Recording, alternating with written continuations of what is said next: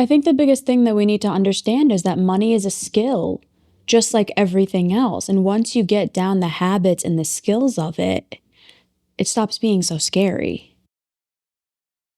True. And you're likely broke or feel broke because of what you're contributing to the financial freakout cycle. So if you think you're bad with money, let's dig into a little bit as to why. Hey everybody, it's Bianca. Welcome back, Evolvers. It's Emilia. And today for episode 517, why you keep freaking out about money and how to stop it. Today, Bianca and I are going to be getting into the topic about money. Now, before we get going, I just want to say, I know that after speaking to so many people about the concept of money, wealth building, and financials, it is likely one of the biggest topics that is really triggering for people. And I just got off a phone call with someone who is in quite literally the financial industry last night, and we were talking about how much it really does trigger so many people. And understandable, money, what it's connected to, the beliefs that we have around it, it can really have a big impact on our lives, our opportunities, our education, so many different areas. And considering it is the lifeblood of many cultures and the macro and microeconomic systems that we live in, work in, play in, you can't go throughout life and not have some freak out about money, unless you're extremely privileged. And that's a whole nother conversation. So let's talk about why we keep freaking out about money. What is it that are contributing factors to that? And most importantly, how to stop freaking out about money. Because what I know after speaking with thousands of people at this point around the topic of money is that the more that you freak out, the more that you make it worse. So let's get into that. Can you dive into how this is related to mental health and how money patterns and money beliefs are tied into our mental health? So like money patterns, beliefs, and behaviors. Okay. I'm going to start with what we oftentimes see. So there's a thing called behavioral economics, which is essentially the probabilities of our behaviors in the marketplace. So for example, how you spend money, you, me, and everyone else. And every single day, people are spending money on something. So let's say, for example, every single listener, I want you thinking about what's the last thing that you just purchased. I have in mind, it's primarily about money, or it's just about human behavior in general? So this is primarily about human behavior, and I'm going to kind of share why that matters as it pertains to mental health. Okay. Something that happened recently with me, for example, something happened with our dog, Bush Tucker Wolf, who is a Pomeranian Chihuahua husky mix, Pomchiski, and something that happened with his health. So now we have to administer medication to make sure that he is doing better over the long term while dealing with that injury. And in efforts to help improve that process of administering medication twice a day to a dog that doesn't want it, essentially I had purchased a helper for that process. So picture the dog version of peanut butter. It's going to go down quick. Okay. Yeah. So to that end, that was a purchase decision that I made, and we can go into the why. We're not going to though. Ultimately, every single one of us has a recent purchase decision. Maybe it's groceries, maybe it's something that was a new pair of shoes, whatever the rationalization or the story is that we have about it. That is what behavioral economics is trying to understand. Now, how that pertains to our mental health is, what I mean by behavioral economics is you make a purchase, but there's always a reason as to why. It might not be logical and rational and, a ton of reasons as to why you made it. You just might have liked this pretty candle as you were walking throughout TJX and bought it because that made you feel good, right? It might be entirely emotions based in why you purchased what you purchased. Now, what studies do show and this is fascinating for all of us to be very mindful of, is that why we purchase what we purchase is an indicator of our values, of what we say we value but don't, and most importantly, our emotional behavior or our emotional patterns that are connected to spending.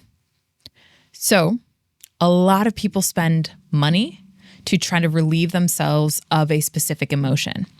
And so our mental health, we can spot certain patterns if we just look at your bank account statements. If we just look at the amount of credit cards that you have, if we just look at your quote unquote, where you put your money.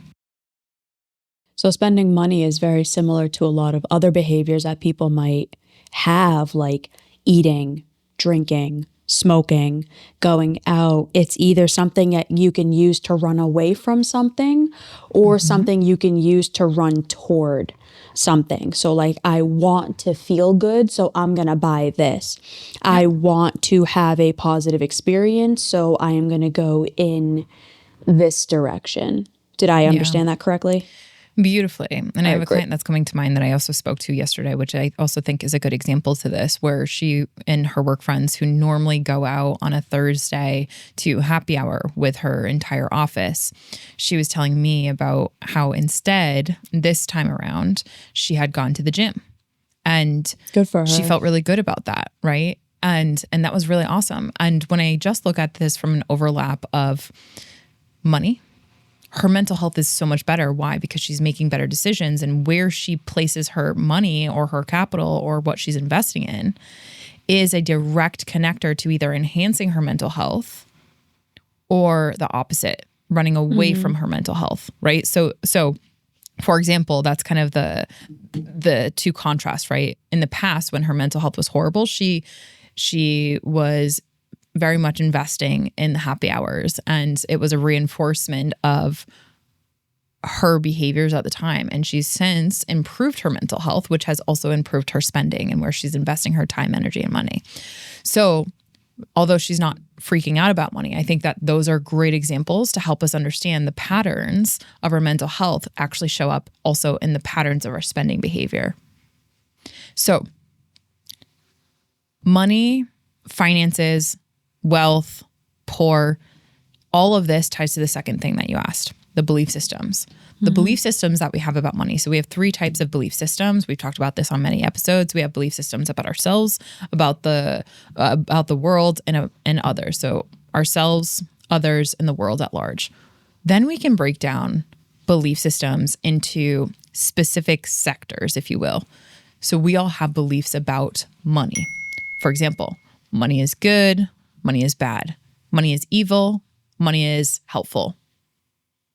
We never all get enough of it. Never get enough of it. The one that I personally love evaluating with individuals is money finite or is it infinite? There's belief systems that we have about money, right? And most of us have this belief about ourselves that we are not deserving. And that's a belief about ourselves that intersects with the belief about money. So if we have a belief that we're not enough or we're not deserving of good things, basic one, then likely that ties into the level of money that we are going to receive in the world. So if I hold a core belief that I am not deserving, I'm not of value. In other words, I don't deserve to be here. I don't deserve this life. I don't deserve nice things, all that stuff. That's a sense of my own self-worth, deservancy. That then trickles into, well, because I don't deserve things, I'm not going to go for a higher job. I'm not going to go for a higher paying career. I'm not going to go for that education program because I don't believe that I am deserving of that. And so it influences that belief about money, right? Which is a subsector of a deeper belief about ourselves and about other people and about the world. So it reinforces the behaviors that we do in order to go receive more money, reject money. Like I know people that will and have not cashed in checks because they don't believe that they are deserving of that check for a graduation gift. Like money is so wrapped in so many beliefs that we have about ourselves, about the world, about other people, to the extent where now I've even heard some clients of like, I'm not going to use that credit card because of who it's connected to or what banks do with that money. So I think what's important for all of us in this episode is to really consider how deeply connected, without even our conscious awareness, our nervous system is to money. And when we freak out about money, how much that is actually an indicator of how little control and how little rationality we have when it comes to money. I mean, like I said earlier, replace money with food, replace money with physical appearance, replace money with relationships. Like money is a tool, just like anything else. And when we are using money to either validate or invalidate, to go toward or go against these different things and these different aspects of our lives, we're going to end up with whatever the end result of that experience is. So like if you have a belief, let's say that I believe money is infinite, but I also believe that like it should just come to me and I shouldn't have to work hard for it and I should just be given promotions and whatnot, you're going to have a really detrimental experience. If you also have a belief that like money isn't super important and what's actually more important is like things or experiences or things like that, then you are going to then use your money potentially in more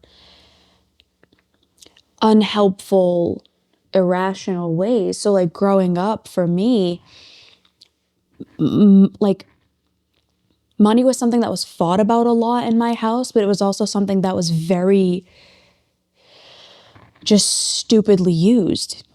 Yeah. Like a lot of money went towards like clothes and accessories and the house and all of this stuff rather than it being like taught about and learned about and whatever. So when that's the experience you have growing up, you're going to freak out when you finally have to take responsibility for your own money because it's like, where'd all the money go? It's like, well, you spent it. It's like, yeah, but I thought it was just going to consistently keep coming. And it's like, no. So most of us are freaking out about money because of the experiences that we had with it growing up, what we learned about it, what we saw, and then and then the inverse opposite of that, what didn't we see? What didn't we experience? What weren't we taught? So like, I didn't start learning about money and any of these things until you and I really started pairing up and working together. It was really devastating. I had very low awareness of money and how money works and my relationship to money and the destructive beliefs that I had about it. So what you can do, I want to make sure that when we're giving like ideas and tactics on this, we make it as like small as possible and as simple as possible. Love that. The simplest way to start, and this is going to be so uncomfortable, check your finances every day. Check your bank account and start tracking, like start writing down, because looking at it is one thing, handwriting it down is another. Where did you spend your money all week? Yeah. Where did you spend your money? Where did it go? Without judgment. This is just awareness. No. Awareness You can judge it, but like, where did it go? Is half of your money going towards dine-in and going through the drive-through and subscriptions and all of these things that you don't need? Well, that tells a pretty relative story about, what your life is oriented toward right now. Yes. Then what you can do after that is start eliminating some of the non-essentials. Like make it a really small, practical, tactical experience. Like if you want to stop freaking out about money, just like if you want to start going to the gym and stop freaking out about your body, you do the small behaviors to teach you, and then you start increasing and increasing and increasing your awareness and your capabilities and your skill sets. Yeah, I love that. And even that, Bianca, I think to some degree that might feel, depending on where someone is around this, that might feel really big. Like I know, for example, there's a client that comes to mind that I had in mind when I was thinking about this episode, where actually multiple clients, there's so much irrationality and there's been no contemplation around this area or no self-awareness or no tracking, because even just observing or tracking or doing some of those things would give the feedback that is not like, it's too big and too unknown that it's scary. So like a lot of people won't track their finances or look at their finances ever, because again, their nervous system is just unconsciously avoiding it because of our unconscious belief systems. And I have a couple that's coming to mind where the male whom I work with, he had this just general idea of how much money he needs to have in his bank account in order to feel safe. And that what I found is a lot of people have a specific number that they have come up with from an irrational, emotionally hijacked, financially freak out space. And one of the reasons for that, and when we think about how to stop, is because there's never been a non-dysregulated observation about money, the belief systems, and how money interacts and intersects with our behaviors. And so when we were evaluating, and Alan and I had done a relationship talks 55 where we were talking about like finances and couples and everything. And that consistently is, you know, for people a hot topic. But then when it comes to couples and money, it's a big thing that most people avoid ever talking about and ever examining, because number one, we don't know how to, but beyond that, even if we know how, we don't, because all of this pain and dysregulation around it.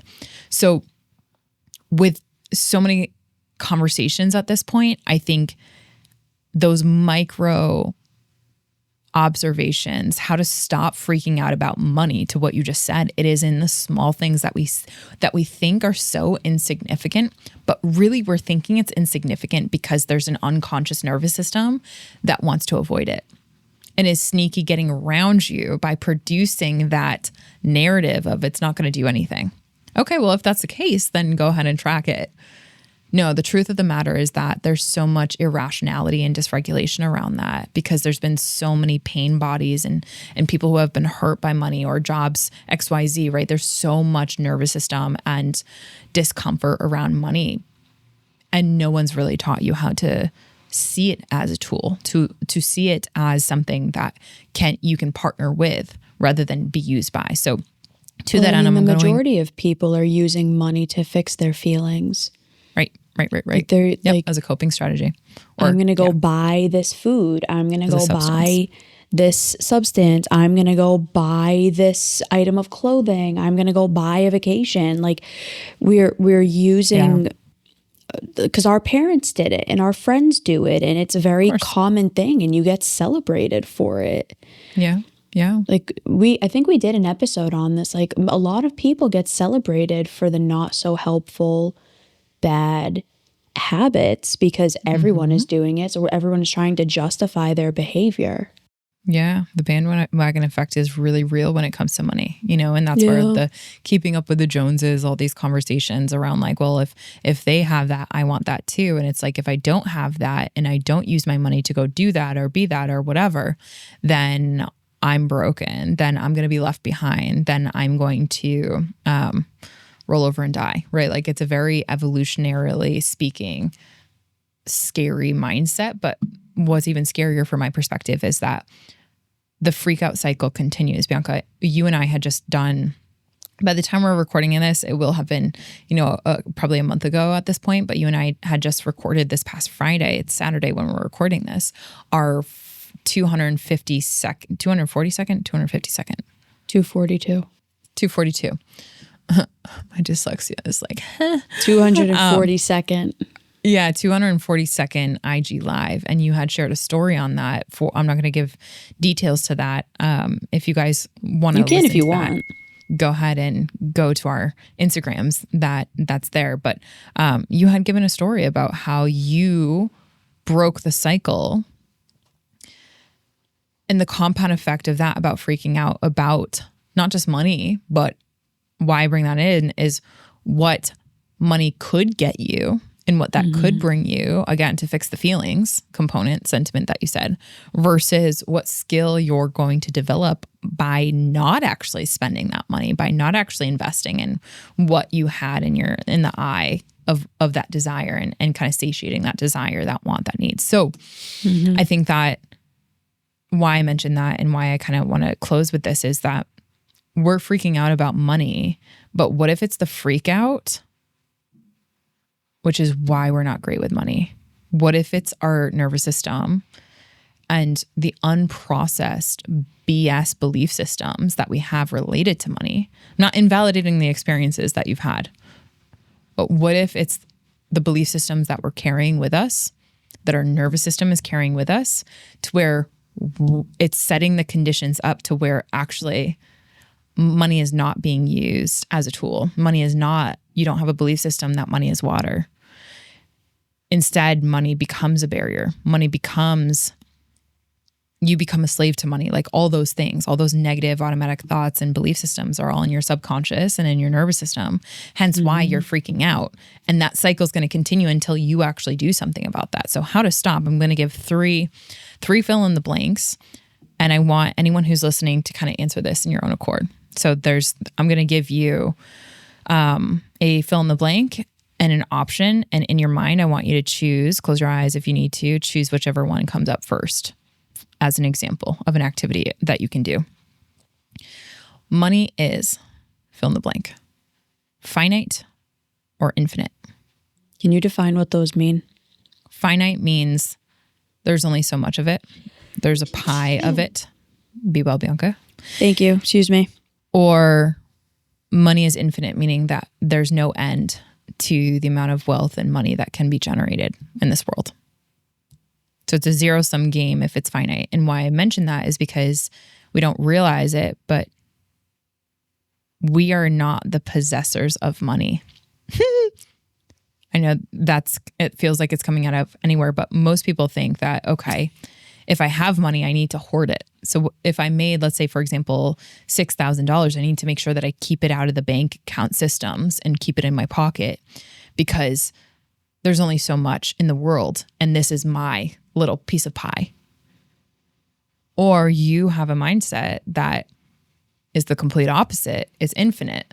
So I could take that out of the bank account, but it's not really going to do quote unquote anything. I don't need to hoard it because it's infinite. Or I can spend it and do whatever I want with it. Exactly. Money is fill in the blank. Next one. Money is a fill in the blank. Some options I want you to think about. Is it a tool? Is it a barrier? Or is it a vehicle that you can use? And then I want you to fill in the blank, and I'm not going to give you an answer for the first blank. This is a 2-part blank. But I am going to give you a kind of guideline for this last one. Money comes blank when I blank. So the first blank is direction, to me, away from me, or other. You can always give an other. When I blank. This is when you do something, perform something. Money comes blank when I blank. Those 3 things will help you begin to kind of understand what is your unconscious say about this. And the guidance for those is what will help to pull out areas where you can actually begin to stop freaking out. So for example, if you believe that money is a barrier, when I said that second one, how to stop is going to be related to that belief system. How can money not be a barrier? Thinking about the equal opposite of that. Obviously, that's going to be unique to you, your circumstances, your set of experiences. And so where the custom work on this lies is you actually getting someone who understands this and works with you specifically in that. But that's an exercise that I've done with so many people, and it's amazing what actually comes from our unconscious when we fill in those blanks. So, Bianca, anything in closing?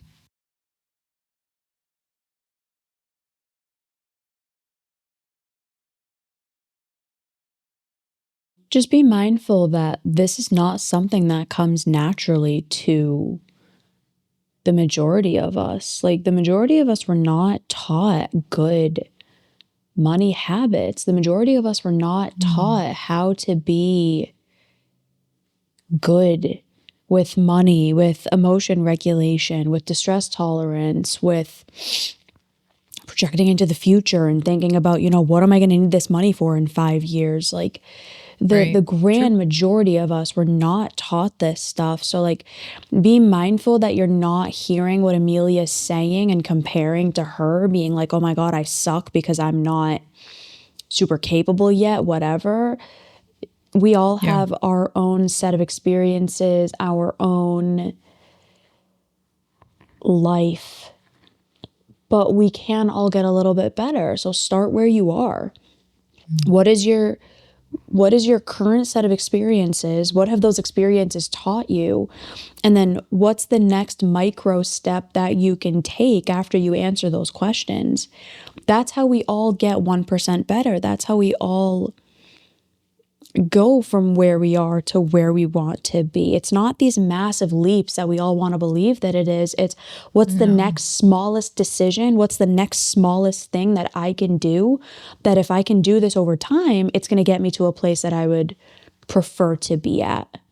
Yeah, I love that. Nothing happens just as a one-off. And so many people are so predisposed to think that it's a light switch. I'm just going to get that one awareness. I'm just going to get that one new thing to just totally flip the switch and have everything stop. Yeah. The truth of the matter is that it's accumulation of all awarenesses and any awarenesses. Not just that, but the application of those. So how well have you mastered some of these little things and these little belief steps in your ability to master, right? Or to even just be aware of how your nervous system reacts. When you go to pull out one card, or do you start freaking out? What happens inside of you, right? I think that that's a wonderful place to start. So to that end, Beautiful. I just remembered that I have a specific downloadable worksheet that I used to do with a lot of clients, actually, that if you want, send me an email at emilia@evolveventurestech.com. We'll walk you through that. That's a great downloadable asset that if anyone actually wants to do the work, that's a great area to start. Okay. My episode suggestion in closing is 467, what the holidays reveal about your relationship with money. 465, how good are you really at making better decisions? Great. Okay. If you're watching Beautiful. on YouTube, obviously those are going to be on the screen. So go ahead and click one of those to continue your evolving journey. Otherwise, as always, we appreciate you and thank you for your continued interest in the holistic science of mental health and well-being. We're grateful you're Bye, everybody. here. Keep evolving. Bye.